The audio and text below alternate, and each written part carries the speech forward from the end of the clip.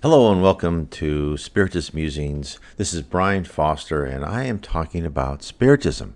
In a previous video, I talked about how to spot the signs and signals from the spirit world so you understand the path that you should take. Now, today, I will talk about my own personal. This is very short. I go into this a lot more detail in my book, The Seven Tenets of Spiritism. I'll put that book here up on the site. And there's also, you can look in the links below, you can see links to all my books. So let's begin. I think it started that I first noticed that when I was in high school, my main ambition was to go into the Air Force. And my eyes were good until my senior year. And all of a sudden, bam. There's no way I could be in the Air Force. I needed glasses. I was out there in the outfield and baseball, and then I lost focus. And I said, all of a sudden, I got pretty bad. I wasn't that good anyway, but then I got worse. So I found out that is one of the physical limitations that are meant for you. So there's a certain path you would like to go, and yet you have this physical limitation that you're not allowed to go on that path, and I think that was one for me. I was not allowed to do that. I went into computer science instead, and which I think explains a lot. It made me understand, I think, of what is the spirit world about. The second thing that happened is this. When I was in college, I was interested. I said, I can't go in the Air Force, but maybe I could go somewhere else. And I was interested in ROTC. And the funny thing happened is a Marine ROTC officer came to my door. I was away from home at the time. I was, I think, probably a junior or sophomore in college. And my mother said, no, he's not interested. Which that was not like her at all. It was completely out of character for her. She just cut that off. Like, no, he's... And I attribute that those little things, right? This is what I said before. Carl Jung says these synchronicities, these little things happen because the spirit world says, no, you're not going down that path. And it was just like, even if I wanted to do in a different service arm, right? Nope, I wasn't allowed to. Now, let's talk about the next thing. When we had spiritist meetings at our house, and we had people come and we talked, and then this one lady said, why don't you write a book that's more personal, more about your take on Spiritism? And I had really no interest in doing that. And I kind of said, no, I did Explore Your Destiny, all about the spirit world, the heaven and purgatory, what we would consider purgatory. So there's no such thing as being in hell forever. Or, and then the case for reincarnation. I said, it's just not me. But it stuck with me. But then I had a dream. And I had a dream with my father. And I've had other dreams with my father, and he never speaks in these dreams. And I was in this car. It was kind of like a truck, right? And we were going down the highway. Of course, he was driving. I was in the passenger seat, that seems to be my dreams with my father. I'm in the passenger seat. And we never talk. And we're going down this well-defined highway. And all of a sudden, he veered off. It was just like a dirt off-ramp. And he went into the bush. I thought, whoa, what's going on? We're not going on this highway. So after that dream, I said, well, okay, what does that mean? And I think it means I should get off my comfortable highway and get onto something less comfortable. So that's when I said, okay, I will write my book, my own personal book, as The Seven Tenets of Spiritism, How It Affects Your Daily Life, which is, all about how I found it, how it affects me, and how it will affect you. Now, let's go to another instance, which is, this is the most, some people would say the most trivial, but I think this also is one of the most revealing, because this shows you the little ways that the spirits, the good spirits, help you and assist you in your life.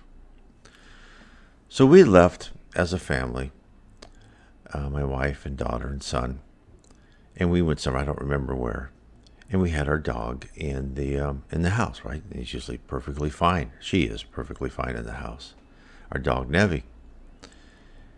And we came back, and the back garage door was open, and we always, close that door. So I don't know if someone tried to get into the house when we were not there, but the door was open and Nevi was nowhere to be found. Now I don't usually worry because our dog would, if he ever got loose, he would wander around a little bit, maybe half hour, and would come back. Right? He wasn't, she wasn't one of those type that ran away. But then an hour passed and everyone started getting worried, so I drove the car around and couldn't find Nevi. And then, out of the blue, a friend of my son's called and said, "Yeah, my mother saw your dog on a website." And the dog was on the website on a vet, the vet that we never took Nevi to is a different vet. And he said they found this dog. And so we drove to the vet. They were closed, but I heard this dog barking, and I yelled out, "Nevi!" And I could hear her bark, like, "Rrr, rrr, rrr." So we knew she was fine. And we got her back the next day. He was all happy to see us. So then his mother worked at a Safeway. So I went to the Safeway and I said, "How did you find Nevi on the site?" He goes, "Well, I never go to the site, but something just told me to go check out this site for our local vet." And I set the site and I said, "That looks like Nevi." And I told my son, I said, "Is that Nevi?" He goes, "Yeah, that's Nevi." And then, of course, her son called us. Now, many people could bring that into the small little coincidences, like just a little sequence of events would happen. But that was very strange. Something told her to go to the site. She's never been before. It was not important to her at all. And how does all this happen? These little things, these little wonderful things that happen to us because of the spirits help us. So that's what I mean. You never know. It could be your Uncle Bob calling you and said, "I know someone who has a job for you or your sister or your husband or wife or whatever," right? These little things are what really makes the difference, and it shows you how our life is guided by a series of events, and sometimes we give little hints and foreshadowing of what will happen. Very interesting, is it not? That's because we live in a predetermined set of life events. Now, we all have free will. I know I have free will to be stoic or whiny, which I've been many times, complaining all the time when bad things happen.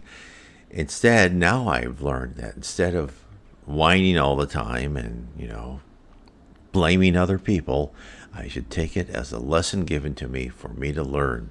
Now, what am I supposed to learn? That's for me to figure out. I've also written a book about that, which is The Problem is the Solution.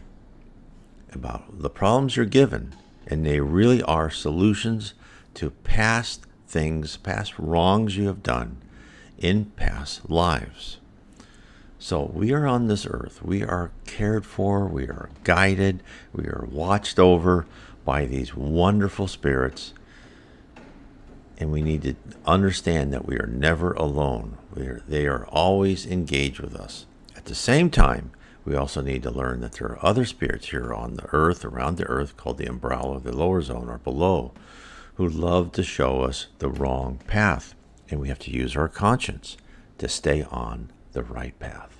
So I want to thank everybody for listening to my video today. Again, read my book, The 7 Tenets of Spiritism. I think it will help you. It will help show you how involved the spirits are in your daily life. It should make you feel that you are on earth for a reason, a very important reason. You are on earth to learn and to grow and to someday be a perfect spirit. God bless.